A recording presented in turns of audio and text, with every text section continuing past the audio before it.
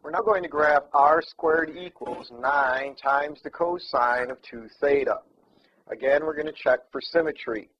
We check for symmetry with respect to the polar axis by replacing theta with negative theta.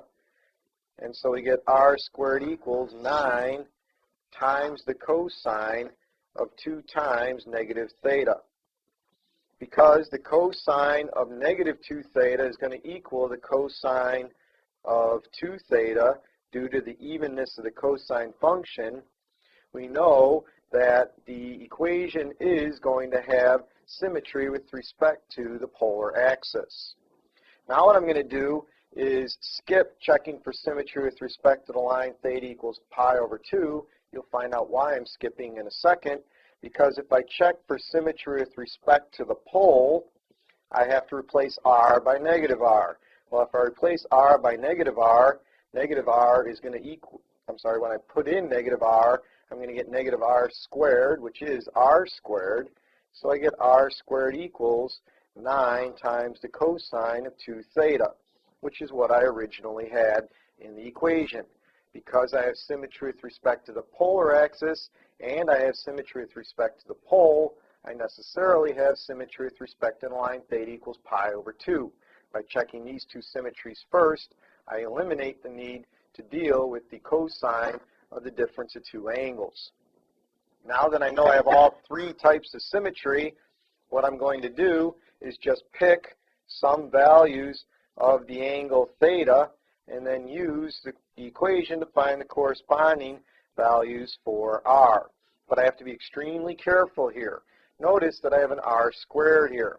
That means that the expression can only take on positive values.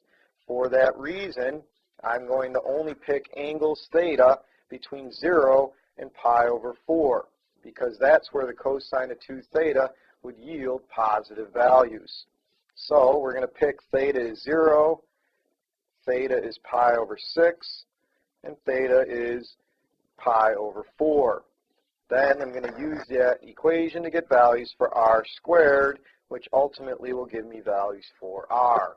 For example, when theta is 0, I have 9 times the cosine of 2 times 0. Cosine of 0 is going to be 1, so I have 9 times 1, which is 9. So r squared is 9, therefore r is plus or minus 3. Then, if I have theta is pi over 6, I have 9 times the cosine of 2 times pi over 6. 2 times pi over 6 is pi over 3. The cosine of pi over 3 is 1/2. 9 times 1/2 is 9/2. So that r is going to be plus or minus 3 divided by the square root of 2, which is equal to approximately plus or minus 2.12. Then if theta is pi over 4, I get the cosine of 2 times pi over 4.